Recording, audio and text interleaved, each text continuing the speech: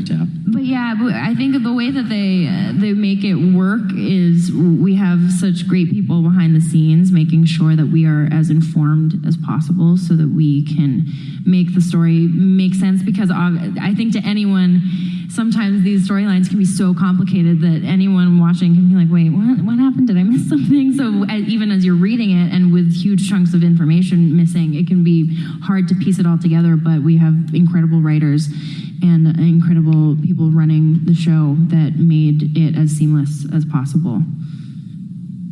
Thank you. Well, one thing with Picard is it's definitely, it's definitely the darkest Trek that's been out there.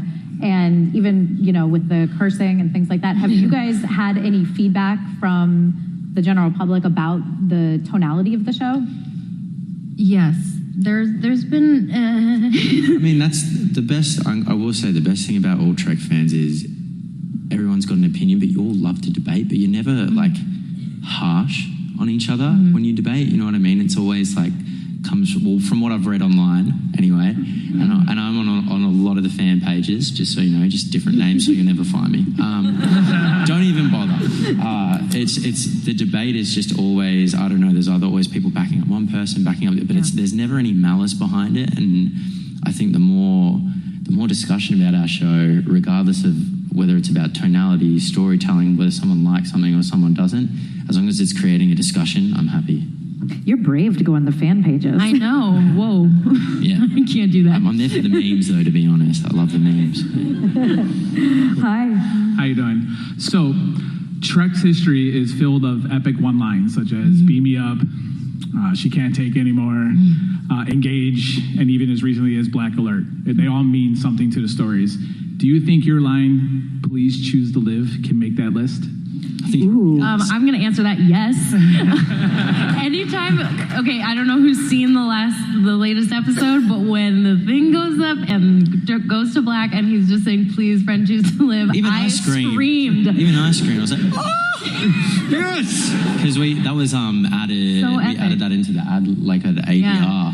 So I was the only one who knew that I was going to say that when that came up, and I was so excited for it to happen. Yeah.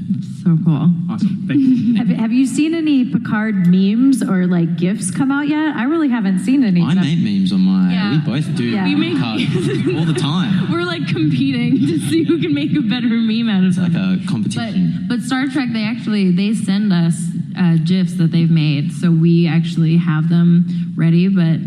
I don't know. I'm trying to seek out new ones to make some fresh more, memes. Yeah. Again, a sign of success and stardom in today's world. A meme and a GIF. Yeah.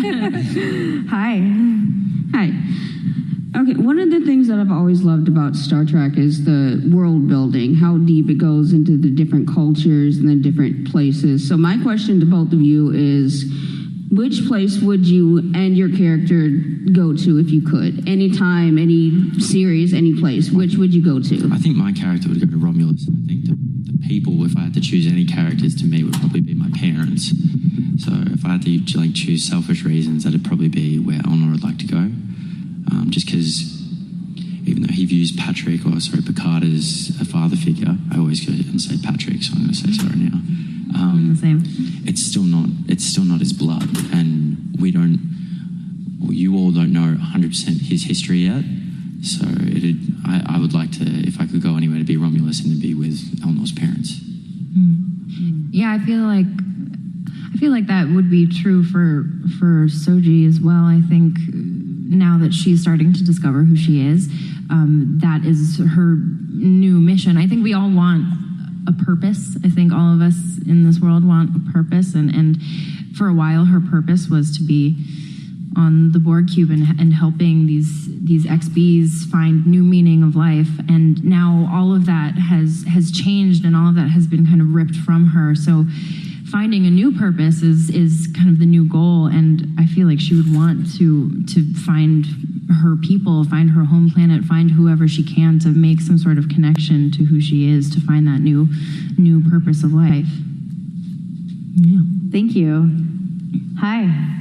Hi. I really love the show.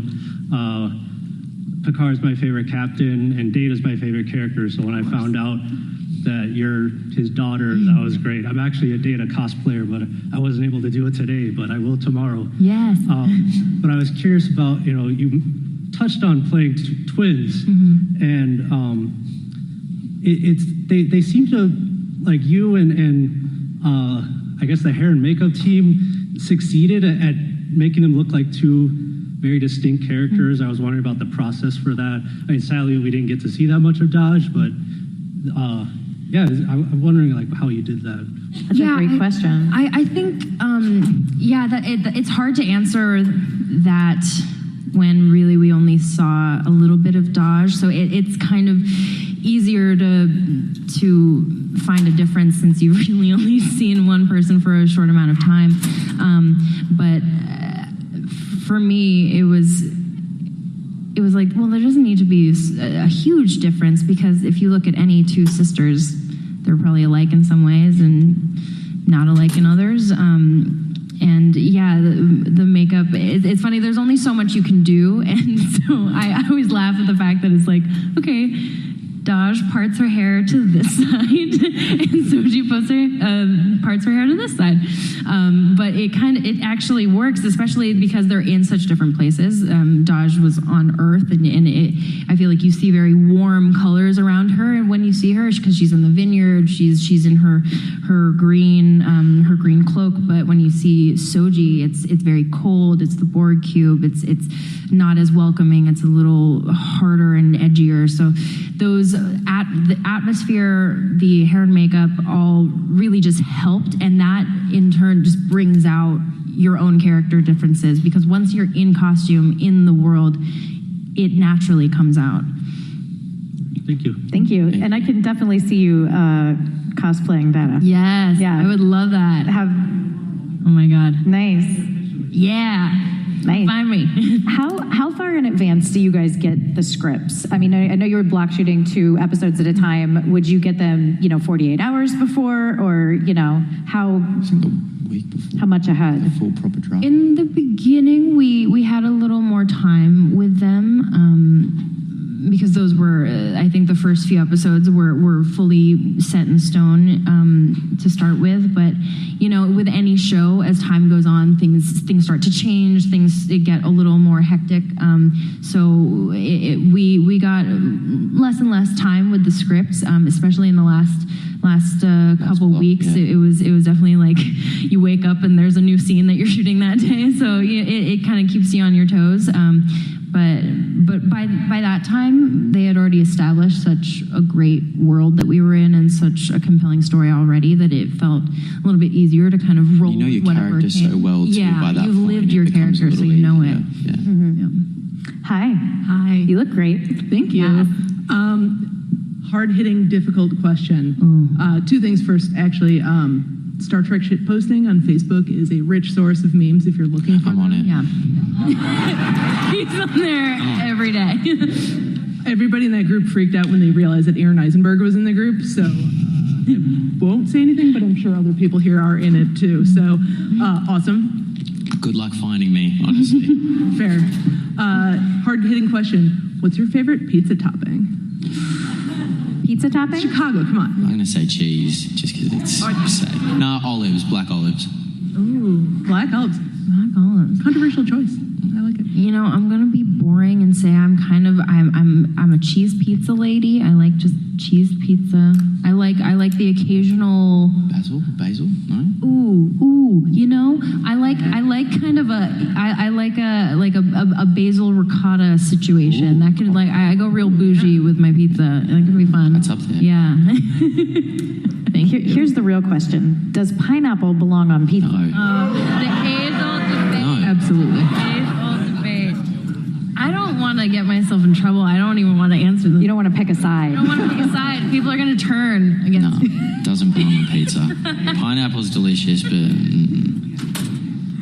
Thank you. Thank you. Yeah. So if you guys could pick a character in the last century, any non-fictional character, and you could, aside from budget and time constraints, you could have a project built around that character and play the lead. Do you have anyone in mind who that would be? Non-fictional? Yeah. On non-fictional, my mind was going through like Yeah, I was thinking fiction. non-fictional. You can think on it for a minute. We'll come back. I don't know. In the last century? Well, it could be real. I mean, you can play anyone. Why? Yeah, any historical figure.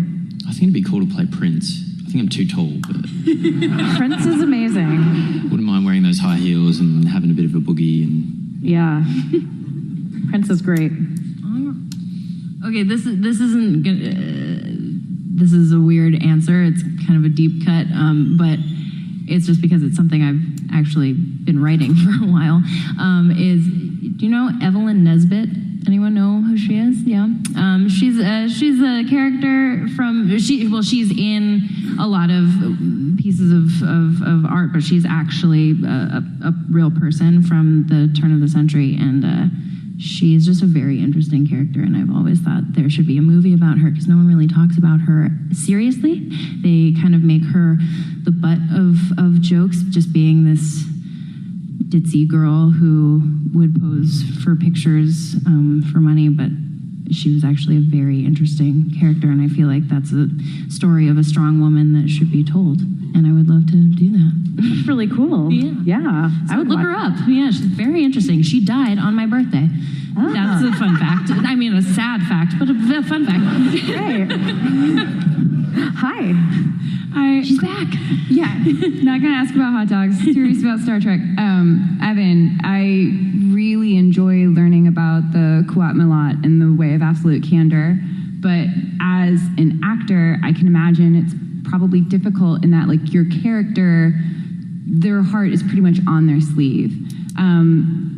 Did you find challenges working with that aspect as far as like finding motivation or reacting off of everyone else who is clearly hiding things? I think the hardest thing was delivering those lines and not making them sound cheesy or like because in the script you can tell like a lot of the moments are meant to be comedic, and the hardest thing to do was to try and not be funny, if that makes sense. Like if I tried to make it funny, it just wouldn't work. So I think that was the biggest thing I had to kind of think about. And the only way I could think about it is like I just play it straight. If I play him straight and whatever he's saying is he thinks it's serious, even if it sounds ridiculous. Like the hardest thing about, I don't know if you've all seen last episode, but the hardest thing, I even remember calling like my girlfriend up from Australia and my mum and my sister because I was like, how the hell do I make our butt, the word out butt, and in butting, I'm like, how the hell do I make it seem like he thinks those are genuine, real words? I'm like, no, it makes no sense. So I'm talking like a solid week of pure panic, just being like, this isn't going to work. Butt, in, butt, out, butt, in, butt. Butt, out, in, butt, out, butt. Yeah, it just got so confused. And then, so it's just like, he needs to be played straight. Like his truths are serious, even if they are funny. That's just how he views the world. And I think that it kind of adds to it. And it kind of adds to a bit of his naivety and the humor. So, yeah, that would have been the biggest challenge, I'd say. Awesome. Thank you. Thank you. Thank you. Hi. One of my favorite critics has defined being a nerd as being able to turn fun back into work.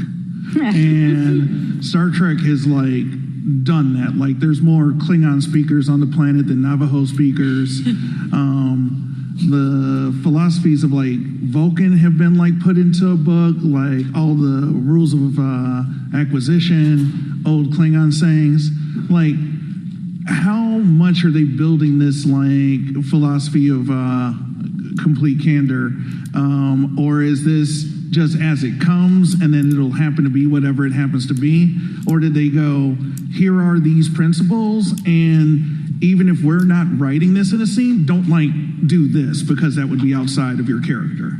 I think it's a bit of both. I think they write it in a way and they understand the character. To begin with, it's like any job. The writer will know more than you about everything, even about your character. If I got the job off 2 pages of a script, so the person writing that script and writing the series knows way much more about my character, but by the end of the season, I've lived in that character's shoes, I've had to think as that character, I've had to act as that character. It becomes a bit more even. So there were points where I was like, I just don't think he'd say that, or he'd say it like that, or he'd approach something like that. And actually it's a credit to Akiva Goldsman, because he was, actually I'm not going to reveal anything, he was something